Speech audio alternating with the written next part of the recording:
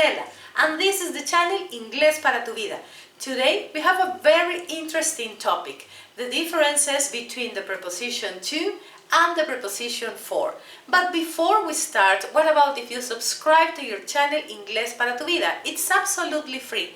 And don't forget to share this video with all the people that you know want to learn English. Alright, in which cases we use the preposition to? We use the preposition to when we are talking about destination. Alright, have a look at the example. I'm going to Paris. Paris is the destination. Alright, Paris is the destination. I'm going to Paris. Alright? In which other cases we use the preposition to? When we talk about what time is it? What time is it? And here we have a possible answer. It's 10 to 2. Alright? It's 10 to 2. In this case, we use the preposition to. Have a look at number 3. When we talk about distance, alright? For example, it's 10 miles to the club. It's 10 miles to the club. I'm talking about the distance, so I use the preposition to.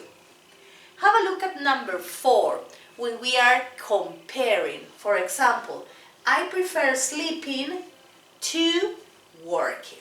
Alright, so here I have two actions.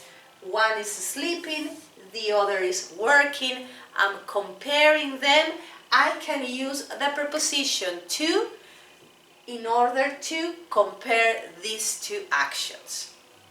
In number 5, we mentioned that we use the preposition to when we talk about giving. I mean with the verb give. For example, I gave the book to Mike. Alright? So when we have the verb give in any form, in the present or in the past, in present perfect or future. When we talk about motive, reason, with the verb, we are going to use the preposition to. For example, I came here to see you. I came here to see you.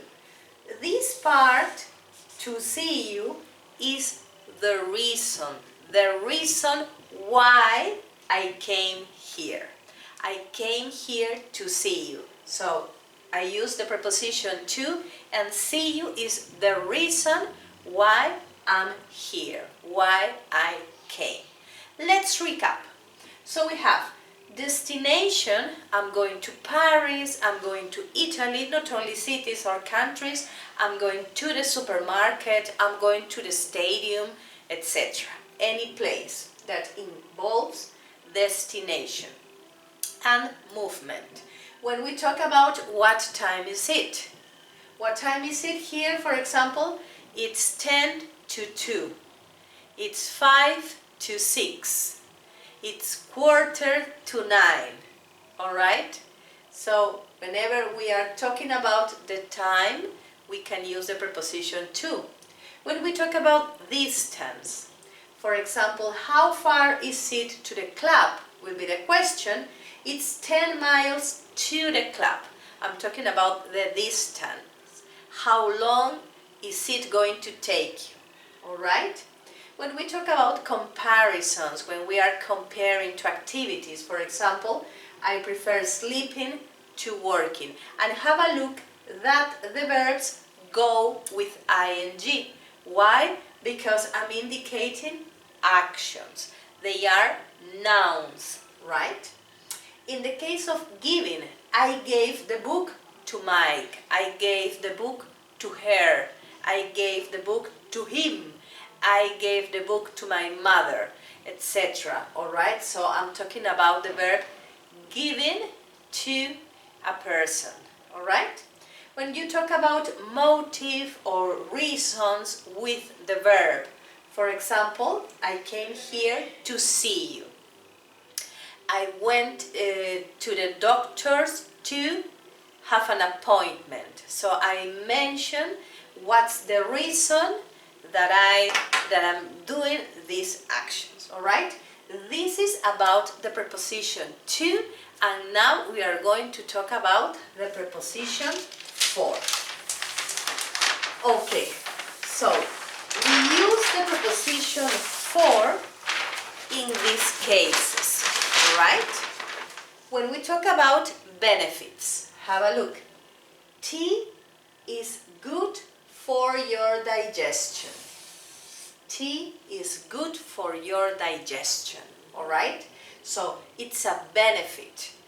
Tea has a benefit. What's the benefit? That is good for your digestion.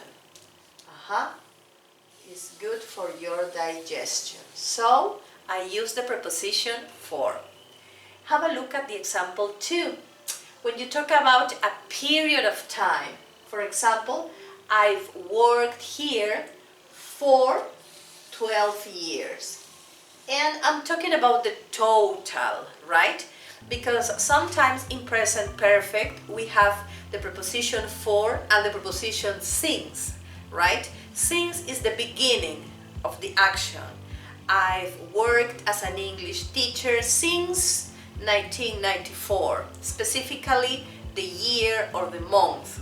But when I'm talking about for, it's the complete duration, period of time. I've worked here for 12 years. In number 3, you have another use of the preposition for when you talk about schedule. For example, the appointment is for May the 3rd. All right, so I'm talking about the schedule, the program that I have.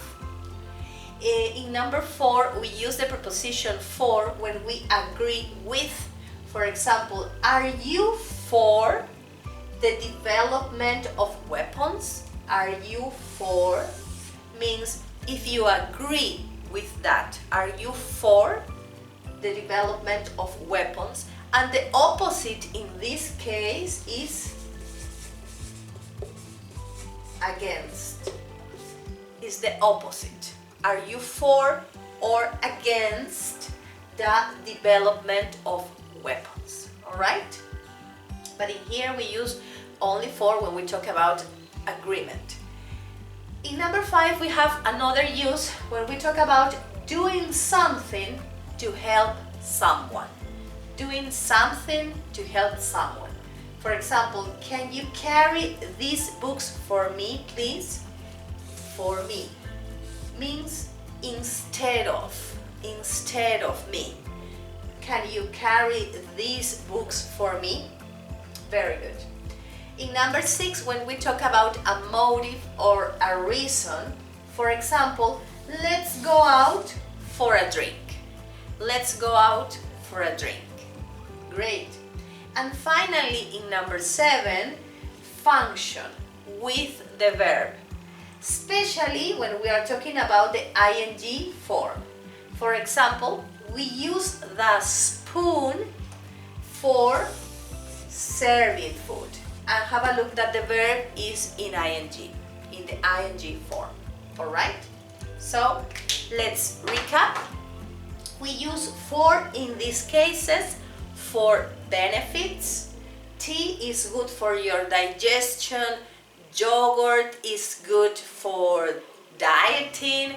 Milk is good for gastritis, etc. Period of time. I've worked here for 12 years. I've worked as an English teacher for 25 years. And we are talking about all the period. All the period we use the preposition for. Schedule, right? When we're programming something, ordering our dates, the appointment is for May the 3rd. All right? When you agree with giving your opinion, are you for the development of weapons? And on the contrary, if you have a different idea, are you against, for example? So you have for or against. In number 5, when you are doing something to help someone, can you carry these books for me? Can you bake this turkey for me? All right. In number 6, when you talk about motive or reasons, let's go out for a drink. All right. And also this is considered an invitation. Let's go out for a drink, let's go out for shopping, for example.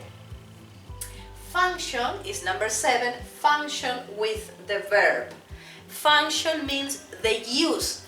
You are explaining the use of an object in this case. Why is this object used for, right? And we use the spoon for serving food. We use a marker for writing, in this case on paper, on the wall, etc. Alright? So the idea is that you have clarified the concepts. When do we use for? When do we use the? I would like to thank you for all your preference. These days have been really wonderful. The channel Inglés para tu Vida is growing and I am very happy for your preference. Merry Christmas for all the people who is watching this video. We are in December 26th, 2019, and I'm very happy to have you here. I'm very happy to read the comments. If you have any topic that you want me to explain, please let me know in the part of the comments and I will prepare a video for you. Thank you so much for your attention. Don't forget to subscribe to your channel Inglés para tu Vida and share this video with all the people that you know want to learn English. Have a beautiful day. Bye!